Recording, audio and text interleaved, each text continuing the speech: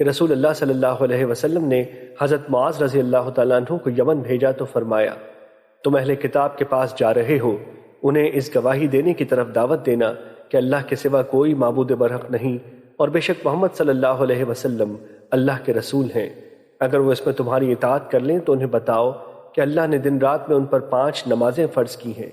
اگر وہ اس میں بھی تمہاری اطاعت کریں تو انہیں بتانا کہ اللہ نے ان پر صدقہ فرض کیا ہے، جو ان کے مالداروں سے لے کر ان کے ناداروں کو دیا جائے گا۔ اگر وہ تمہاری یہ بات بھی مان لیں تو پھر ان کے اچھے اچھے مال لینے سے اجتناب کرنا اور مظلوم کی بددعا سے بچنا، کیونکہ اس کے اور اللہ کے درمیان کوئی حجاب نہیں۔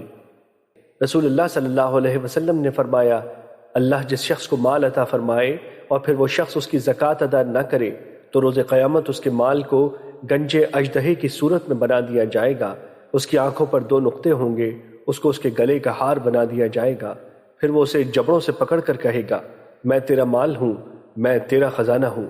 پھر آپ نے یہ آیت تلاوت فرمائی۔ ترجمہ: جو لوگ بخل کرتے ہیں وہ یہ خیال نہ کریں۔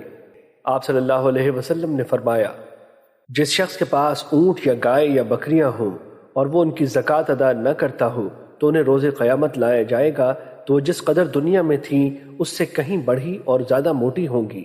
وہ اپنے کھروں سے اسے روندیں گی اور اپنے سینگوں کے ساتھ اسے ماریں گی۔ جب ان میں سے آخری گزر جائے گی تو پھر پہلی کو دوبارہ لایا جائے گا، اور یہ سلسلہ جاری رہے گا حتیٰ کہ لوگوں کے درمیان فیصلہ کر دیا جائے گا۔ رسول اللہ صلی اللہ علیہ وسلم نے فرمایا، جب کوئی صدقہ وصول کرنے والا تمہارے پاس آئے تو جب وہ تم سے واپس جائے تو اسے تم سے راضی ہونا چاہیے۔ نبی صلی اللہ علیہ وسلم نے ازد قبیلے کے ابن لطبیہ نامی شخص کو صدقات وصول کرنے پر مأمور فرمایا۔ جب وہ واپس آیا تو اس نے کہا، یہ مال تمہارے لیے ہے اور یہ مجھے ہدیہ یعنی تحفہ دیا گیا ہے۔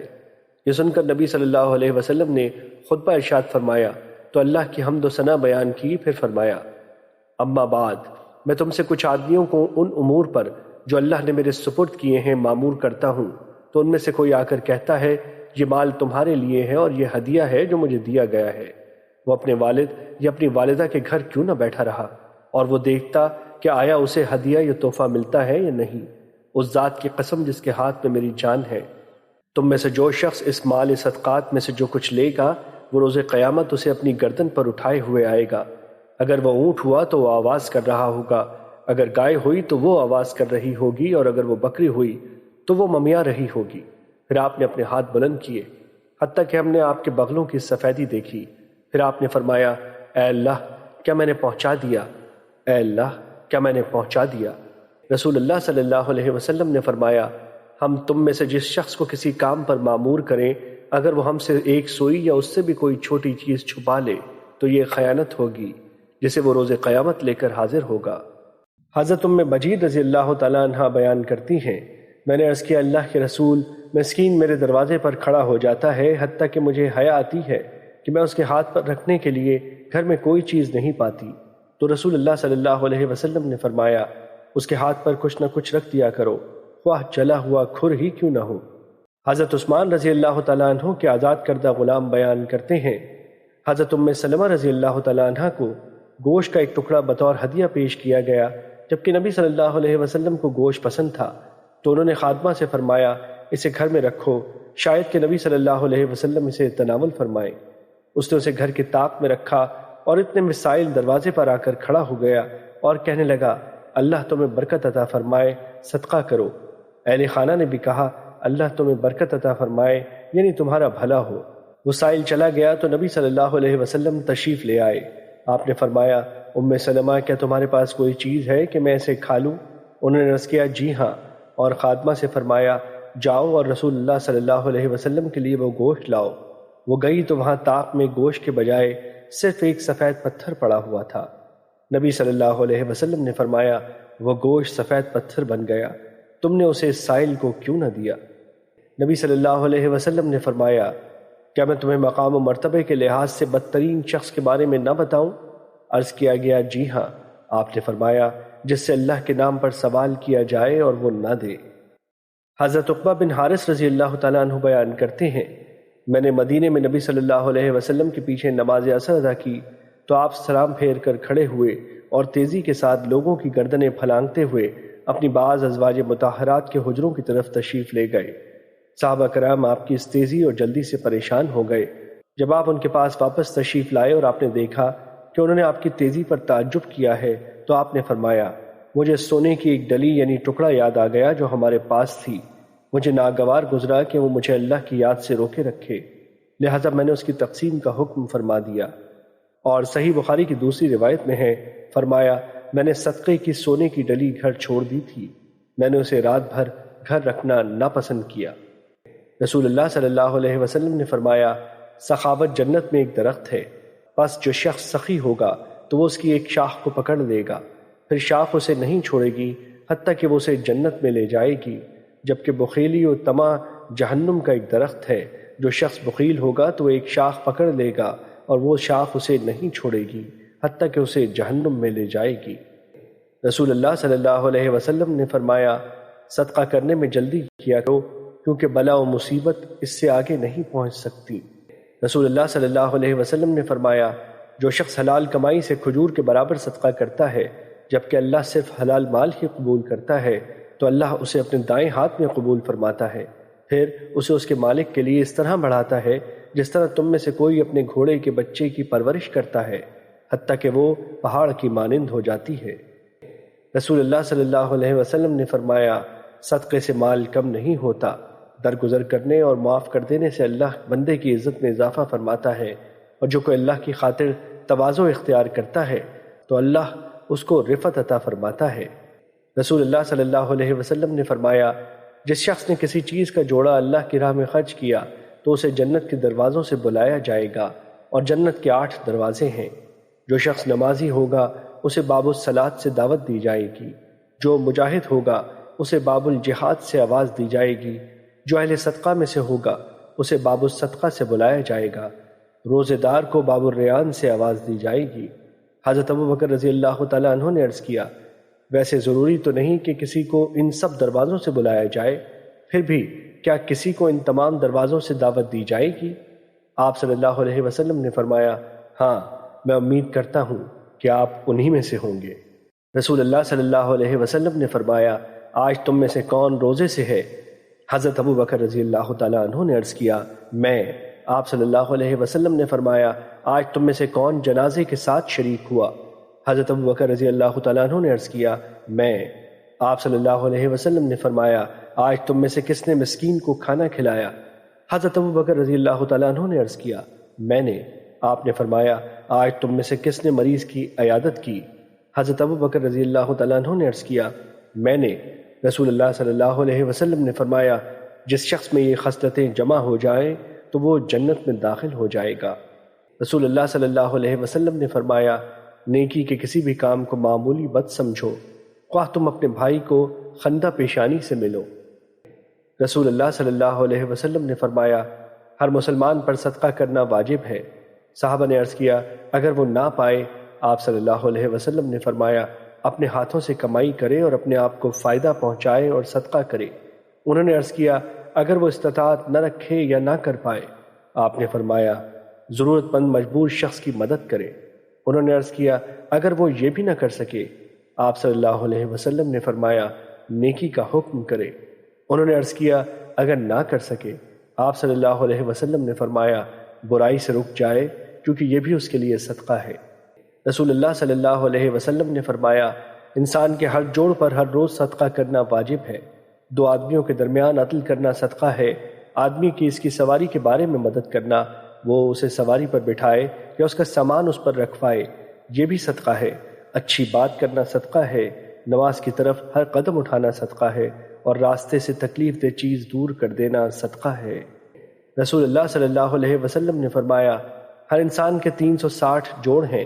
جس شخص نے اللہ اکبر، الحمدللہ، لا الہ الا اللہ، سبحان اللہ اور استغفر اللہ کہا اور لوگوں کے راستے سے پتھر یا کانٹے یا ہڈی کو دور کر دیا، یا نیکی کا حکم یا برائی سے منع کیا، اور یہ کام 360 عدد کے برابر کیا، تو وہ اس روز اس طرح چلتا ہے کہ اس نے اپنے آپ کو جہنم سے بچا لیا ہے۔ رسول اللہ صلی اللہ علیہ وسلم نے فرمایا، ہر تسبیح صدقہ ہے، ہر تکبیر صدقہ ہے، ہر تمہید صدقہ ہے، ہر تحلیل لا الہ الا اللہ کہنا صدقہ ہے، امر بالمعروف صدقہ ہے، برائی سے منع کرنا صدقہ ہے، اور تمہارا اپنی اہلیہ سے جمع کرنا صدقہ ہے۔ انہوں نے عرض کیا اللہ کے رسول، کیا ہم میں سے کوئی اپنی شہوت پوری کرتا ہے تو اس پر اسے اجر ملے گا؟ آپ صلی اللہ علیہ وسلم نے فرمایا، مجھے بتاؤ، اگر وہ حرام طریقے سے شہوت پوری کرتا تو کیا اس پر گناہ ہوتا؟ اسی طرح جب وہ حلال طریقے سے اسے پورا کرے گا تو اسے اجر ملے گا۔ رسول اللہ صلی اللہ علیہ وسلم نے فرمایا، جب کوئی مسلمان شجر کاری کرتا ہے یا کاشت کاری کرتا ہے، پھر کوئی انسان یا پرندہ یا کوئی حیوان اس میں سے کھا لیتا ہے تو یہ اس کے لیے صدقہ ہے۔ اور صحیح مسلم میں حضرت جابر رضی اللہ تعالیٰ عنہ سے روایت ہے، جو اس میں سے چوری ہو جائے تو وہ بھی اس کے لیے صدقہ ہے۔ رسول اللہ صلی اللہ علیہ وسلم نے فرمایا، ایک بدکار عورت کو بخش دیا گیا کہ وہ کنویں کے کنارے ایک کتے کے پاس سے گزری جو کہ اپنی زبان باہر نکالے ہانپ رہا تھا۔ قریب تھا کہ شدت پیاس اسے ہلاک کر ڈالے۔ اس نے اپنا جوتا اتارا اور اسے اپنے دوپٹے سے باندھ کر اس کے لیے پانی نکالا تو اس وجہ سے اسے بخش دیا گیا۔ عرض کیا گیا، کیا حیوانوں کے ساتھ حسن سلوک کرنے سے بھی ہمارے لیے اجر ہے؟ آپ صلی اللہ علیہ وسلم نے فرمایا، ہر جاندار چیز کے ساتھ اچھا سلوک کرنے میں اجر ہے۔ رسول اللہ صلی اللہ علیہ وسلم نے فرمایا، ایک عورت کو ایک بلی کی وجہ سے عذاب میں مبتلا کیا گیا۔ اس نے اسے باندھ رکھا تھا حتیٰ کہ وہ بھوک کی وجہ سے مر گئی۔ اس نے خود اسے کھلایا، نہ اسے چھوڑا کہ وہ حشرات الارض کھا لیتی۔ رسول اللہ صلی اللہ علیہ وسلم نے فرمایا، ایک آدمی ایک درخت کی شاخ کے پاس سے گزرا جو کہ راہ گزر پر تھی۔ اس نے کہا، میں اسے مسلمانوں کی راہ سے ہٹا دیتا ہوں تاکہ یہ انہیں تکلیف نہ پہنچائے۔ اسے اس بنا پر جنت میں داخل کر دیا گیا۔ رسول اللہ صلی اللہ علیہ وسلم نے فرمایا، رحمان کی عبادت کرو، کھانا کھلاؤ اور سلام عام کرو، تم سلامتی کے ساتھ جنت میں داخل ہو جاؤ گے۔ رسول اللہ صلی اللہ علیہ وسلم نے فرمایا، بے شک صدقہ رب کے غضب کو ختم کرتا ہے اور بری موت کو دور کرتا ہے۔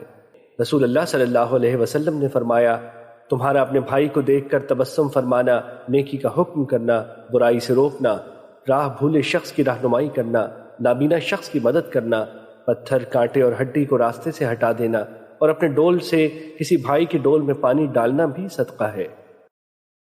حضرت سعد بن عبادہ رضی اللہ تعالیٰ عنہ سے روایت ہے، انہوں نے عرض کیا، اللہ کے رسول، ام سعد رضی اللہ تعالیٰ عنہ وفات پا چکی ہیں، ان کے لیے کون سا صدقہ کرنا افضل ہے؟ آپ نے فرمایا، پانی۔ انہوں نے ایک کنواں کھدوایا اور فرمایا، یہ ام سعد کے لیے ہے۔ رسول اللہ صلی اللہ علیہ وسلم نے فرمایا، مال میں زکوٰۃ کے علاوہ بھی حق ہے۔ پھر آپ نے یہ آیت تلاوت فرمائی۔ ترجمہ، نیکی یہی نہیں کہ تم اپنے چہرے مشرق و مغرب کی طرف کر لو۔ رسول اللہ صلی اللہ علیہ وسلم نے فرمایا، جو شخص دودھ والا جانور عاریتاً دے دے یا کوئی قرض دے دے یا کسی کو راستہ بتا دے تو اس کے لیے غلام آزاد کرنے کے برابر ثواب ہے۔ رسول اللہ صلی اللہ علیہ وسلم نے فرمایا، 3 اشخاص ایسے ہیں جنہیں اللہ پسند کرتا ہے اور 3 ایسے ہیں جنہیں اللہ ناپسند کرتا ہے۔ رہے وہ جنہیں اللہ پسند کرتا ہے تو ان میں سے ایک آدمی وہ ہے جو کسی قوم کے پاس جائے اور اللہ کے نام پر ان سے سوال کرے۔ وہ ان سے اپنی باہمی قرابت کی وجہ سے سوال نہ کرے لیکن وہ اسے کچھ نہ دے۔ ایک آدمی نے اپنے ساتھیوں سے الگ ہو کر مخفی طور پر اسے کچھ دے دیا جسے صرف اللہ جانتا ہے اور وہ لینے والا جانتا ہے۔ اور ایک وہ قوم جو ساری رات چلتی رہی حتیٰ کہ جب نیند انہیں تمام چیزوں سے زیادہ محبوب ہو گئی تو وہ سو گئے۔ اس اثنا میں ایک آدمی کھڑا ہو کر خشوع و خضوع کے ساتھ مجھ سے دعا کرنے لگا اور میری آیات کی تلاوت کرنے لگا۔ اور تیسرا وہ شخص جو کسی لشکر میں دشمن سے برسر پیکار ہو لیکن وہ شکست کھا جائیں تو یہ پھر بھی سینہ سپر رہے حتیٰ کہ اسے شہید کر دیا جائے یا اسے فتح حاصل ہو جائے۔ اور وہ 3 جنہیں اللہ ناپسند کرتا ہے، بوڑھا زانی، متکبر فقیر اور ظالم مالدار ہے۔ روز قیامت مومن کا صدقہ ہی اس کے لیے باعث سایہ ہوگا۔ رسول اللہ صلی اللہ علیہ وسلم نے فرمایا، بہترین صدقہ وہ ہے جس کے پیچھے غنا ہو، اور صدقے کی ابتدا اپنے زیر کفالت افراد سے کر۔ رسول اللہ صلی اللہ علیہ وسلم نے فرمایا، 1 دینار وہ ہے جسے تو نے اللہ کی راہ میں خرچ کیا، 1 دینار جو تو نے گردن آزاد کرنے میں خرچ کیا، 1 دینار وہ ہے جسے تو نے کسی مسکین پر خرچ کیا، اور 1 دینار وہ ہے جسے تو نے اپنے اہل و عیال پر خرچ کیا۔ ان میں سب سے زیادہ باعث اجر وہ ہے جو تو نے اپنے اہل و عیال پر خرچ کیا۔ حضرت ام سلمہ رضی اللہ تعالیٰ عنہ بیان کرتی ہیں، میں نے عرض کیا، اللہ کے رسول، اگر میں ابو سلمہ کے بیٹوں پر خرچ کروں تو کیا مجھے اجر ملے گا جبکہ وہ میرے بھی بیٹے ہیں؟ آپ صلی اللہ علیہ وسلم نے فرمایا، ان پر خرچ کرو تم ان پر جو خرچ کرو گی تو اس پر تمہیں اجر و ثواب ملے گا۔ رسول اللہ صلی اللہ علیہ وسلم نے فرمایا، خواتین کی جماعت صدقہ کرو، وہ اپنے زیورات میں سے کرو۔ وہ بیان کرتی ہیں، میں اپنے شوہر عبداللہ کے پاس واپس آئی تو میں نے کہا، آپ غریب آدمی ہیں، جبکہ رسول اللہ نے ہمیں صدقہ کرنے کا حکم فرمایا ہے۔ آپ ان کے پاس جا کر مسئلہ دریافت کریں، اگر تو جائز ہو تو میں تم پر صدقہ کروں، ورنہ پھر تمہارے علاوہ کسی اور پر کروں۔ وہ بیان کرتی ہیں، حضرت عبداللہ نے مجھے فرمایا، آپ خود ہی جائیں۔ وہ بیان کرتی ہیں، میں گئی تو رسول اللہ صلی اللہ علیہ وسلم کے دروازے پر ایک انصاری خاتون کھڑی تھی، اسے بھی میرے والا مسئلہ ہی درپیش تھا۔ وہ بیان کرتی ہیں، رسول اللہ صلی اللہ علیہ وسلم بڑی باروب شخصیت تھے، بس حضرت بلال رضی اللہ تعالیٰ عنہ ہمارے پاس تشریف لائے تو ہم نے انہیں کہا، رسول اللہ صلی اللہ علیہ وسلم کے پاس جاؤ اور انہیں بتاؤ کہ دروازے پر دو عورتیں آپ سے مسئلہ دریافت کرتی ہیں کہ وہ اپنا صدقہ اپنے خاوندوں اور زیر پرورش یتیم بچوں کو دے سکتی ہیں، لیکن انہیں ہمارے متعلق نہ بتانا کہ ہم کون ہیں۔ حضرت زینب رضی اللہ تعالیٰ عنہ کہتی ہیں، حضرت بلال رضی اللہ تعالیٰ عنہ رسول اللہ کی خدمت میں حاضر ہوئے اور آپ سے مسئلہ دریافت کیا تو رسول اللہ نے ان سے پوچھا کہ وہ دونوں کون ہیں؟ انہوں نے عرض کیا، ایک انصاری خاتون اور ایک زینب ہے۔ رسول اللہ صلی اللہ علیہ وسلم نے فرمایا، کون سی زینب؟ انہوں نے عرض کیا، عبداللہ کی اہلیہ۔ رسول اللہ صلی اللہ علیہ وسلم نے فرمایا، ان دونوں کے لیے دگنا اجر ہے، قرابت داری کا اجر اور صدقے کا اجر۔ حضرت میمونہ بنت حارث رضی اللہ تعالیٰ عنہ سے روایت ہے کہ انہوں نے رسول اللہ صلی اللہ علیہ وسلم کے دور میں ایک لونڈی آزاد کی۔ انہوں نے رسول اللہ صلی اللہ علیہ وسلم سے اس کا ذکر کیا تو آپ نے فرمایا، اگر تم اسے اپنے ماموؤں کو دے دیتی تو تمہارے لیے زیادہ باعث اجر ہوتا۔ حضرت عائشہ رضی اللہ تعالیٰ عنہ سے روایت ہے، انہوں نے کہا، اللہ کے رسول میرے دو پڑوسی ہیں، میں ان میں سے کسے ہدیہ دوں؟ آپ صلی اللہ علیہ وسلم نے فرمایا، ان میں سے جس کا دروازہ تمہارے زیادہ قریب ہے۔ رسول اللہ صلی اللہ علیہ وسلم نے فرمایا، جب تم شوربہ بناؤ تو اس میں پانی زیادہ ڈالا کرو اور اپنے پڑوسی کا بھی خیال رکھا کرو۔ حضرت ابو ہریرہ رضی اللہ تعالیٰ عنہ بیان کرتے ہیں، انہوں نے عرض کیا، اللہ کے رسول کون سا صدقہ افضل ہے؟ آپ نے فرمایا، غریب آدمی کی محنت کی کمائی سے صدقہ کرنا اور اپنے زیر کفالت افراد سے آغاز کرنا۔ رسول اللہ صلی اللہ علیہ وسلم نے فرمایا، مسکین پر صدقہ کرنا صرف ایک صدقہ ہے، جبکہ رشتہ دار پر دوہرا ہے، صدقہ اور صلہ رحمی۔ ایک آدمی نبی صلی اللہ علیہ وسلم کی خدمت میں حاضر ہوا تو اس نے عرض کیا، میرے پاس ایک دینار ہے۔ آپ نے فرمایا، اسے اپنی جان پر خرچ کر۔ اس نے عرض کیا، میرے پاس ایک اور ہے۔ آپ نے فرمایا، اسے اپنے اہل و عیال پر خرچ کر۔ اس نے عرض کیا، میرے پاس ایک اور ہے۔ آپ نے فرمایا، اسے اپنے خادم پر خرچ کر۔ اس نے عرض کیا، میرے پاس ایک اور بھی ہے۔ آپ صلی اللہ علیہ وسلم نے فرمایا، پھر تو بہتر جانتا ہے۔ حضرت انس رضی اللہ تعالیٰ عنہ بیان کرتے ہیں، حضرت ابو طلحہ رضی اللہ تعالیٰ عنہ انصار مدینہ میں کھجوروں کے لحاظ سے سب سے زیادہ مالدار تھے، اور انہیں اپنے اموال یعنی باغات میں بیرہا نامی باغ سب سے زیادہ پسند تھا، اور وہ مسجد کے بالمقابل تھا۔ رسول اللہ صلی اللہ علیہ وسلم وہاں تشریف لایا کرتے اور وہاں کا شیریں پانی نوش فرمایا کرتے تھے۔ حضرت انس رضی اللہ تعالیٰ عنہ بیان کرتے ہیں، جب یہ آیت نازل ہوئی، ترجمہ، تم نیکی حاصل نہیں کر سکتے جب تک اپنی پسندیدہ چیز خرچ نہ کرو، تو حضرت ابو طلحہ رضی اللہ تعالیٰ عنہ نے رسول اللہ صلی اللہ علیہ وسلم کی خدمت میں حاضر ہو کر عرض کیا، اللہ کے رسول، اللہ تعالیٰ فرماتا ہے، تم نیکی حاصل نہیں کر سکتے جب تک اپنی پسندیدہ چیز خرچ نہ کرو۔ بے شک بیرہا باغ مجھے سب سے زیادہ پسند ہے، اور وہ اللہ تعالیٰ کے لیے صدقہ ہے، میں اس کے ثواب اور اس کے ہاں اللہ کے ہاں ذخیرہ ہونے کی امید رکھتا ہوں۔ اللہ کے رسول، اللہ کے حکم کے مطابق آپ جیسے اور جہاں چاہیں اسے استعمال کریں۔ رسول اللہ صلی اللہ علیہ وسلم نے فرمایا، بہت خوب، یہ تو بہت نفع بخش مال ہے، اور تم نے جو کہا میں نے اسے سن لیا، اور میں تو یہی چاہتا ہوں کہ تم اسے اپنے رشتہ داروں میں تقسیم کر دو۔ حضرت ابو طلحہ رضی اللہ تعالیٰ عنہ نے عرض کیا، اللہ کے رسول، میں ایسے ہی کروں گا۔ حضرت ابو طلحہ رضی اللہ تعالیٰ عنہ نے اسے اپنے رشتہ داروں اور اپنے چچا زاد بھائیوں میں تقسیم کر دیا۔ رسول اللہ صلی اللہ علیہ وسلم نے فرمایا، جب بیوی اسراف کیے بغیر اپنے گھر کے کھانے سے صدقہ کرے تو اسے خرچ کرنے کی وجہ سے اس کے شوہر کو کمانے کی وجہ سے اجر ملے گا، اور خازن کو بھی اتنا ہی اجر ملے گا، اور کوئی کسی کے اجر میں کمی نہیں کرے گا۔ رسول اللہ صلی اللہ علیہ وسلم نے فرمایا، جب عورت اپنے خاوند کی کمائی سے اس کی اجازت کے بغیر خرچ کرتی ہے تو اس کے لیے اس کے اجر سے نصف ملتا ہے۔ رسول اللہ صلی اللہ علیہ وسلم نے فرمایا، مسلمان امین خازن جو حکم کے مطابق خوش دلی سے جسے دینے کو کہا جائے مکمل طور پر پورا دیتا ہے تو وہ بھی صدقہ کرنے والوں میں شمار ہوتا ہے۔ کہ ایک آدمی نے نبی صلی اللہ علیہ وسلم سے عرض کیا کہ میری والدہ اچانک فوت ہو گئیں اور میرا ان کے بارے میں خیال ہے کہ اگر وہ بات کرتی تو صدقہ کرتی، تو اگر میں ان کی طرف سے صدقہ کر دوں تو انہیں اجر ملے گا؟ آپ صلی اللہ علیہ وسلم نے فرمایا ہاں۔ تب امامہ رضی اللہ تعالیٰ عنہ بیان کرتے ہیں میں نے رسول اللہ صلی اللہ علیہ وسلم کو حجۃ الوداع کے خطبے میں فرماتے ہوئے سنا، کوئی عورت اپنے خاوند کی اجازت کے بغیر اس کے گھر سے کوئی چیز خرچ نہ کرے۔ عرض کیا گیا اللہ کے رسول کھانا بھی نہیں؟ آپ صلی اللہ علیہ وسلم نے فرمایا وہ تو ہمارا بہترین مال ہے۔ حضرت عمر بن خطاب رضی اللہ تعالیٰ عنہ بیان کرتے ہیں میں نے کسی شخص کو فی سبیل اللہ اپنا گھوڑا بطور سواری عطا کیا تو اس نے اسے ضائع کر دیا۔ میں نے اسے خریدنا چاہا اور مجھے خیال ہوا کہ وہ اسے ارزاں نرخوں پر فروخت کر دے گا۔ میں نے نبی صلی اللہ علیہ وسلم سے مسئلہ دریافت کیا تو آپ نے فرمایا اسے خریدو نہ اپنا صدقہ واپس لو، خواہ وہ اسے 1 درہم میں تمہیں عطا کرے، کیونکہ اپنا صدقہ واپس لینے والا کتے کی طرح ہے جو اپنی قید چاٹ جاتا ہے، اور ایک روایت میں ہے اپنا صدقہ واپس نہ لے کیونکہ اپنا صدقہ واپس لینے والا اپنی قید چاٹنے والے کی طرح ہے۔ بریدہ رضی اللہ تعالیٰ عنہ بیان کرتے ہیں میں نبی صلی اللہ علیہ وسلم کی خدمت میں حاضر تھا جب ایک خاتون آپ کے پاس آئی۔ اس نے عرض کیا اللہ کے رسول میں نے اپنی والدہ کو ایک لونڈی صدقہ کی تھی اور وہ یعنی والدہ وفات پا گئی ہیں۔ آپ صلی اللہ علیہ وسلم نے فرمایا تمہارا اجر واجب ہو گیا اور وہ بطور میراث تمہارے پاس واپس آ گئی۔ اس نے عرض کیا اللہ کے رسول اگر 1 ماہ کے روزے اس کے ذمے ہوں تو کیا میں اس کی طرف سے روزے رکھوں؟ آپ صلی اللہ علیہ وسلم نے فرمایا اس کی طرف سے روزے رکھو۔ اس عورت نے عرض کیا اس نے تو حج بھی نہیں کیا تھا تو کیا میں اس کی طرف سے حج کروں؟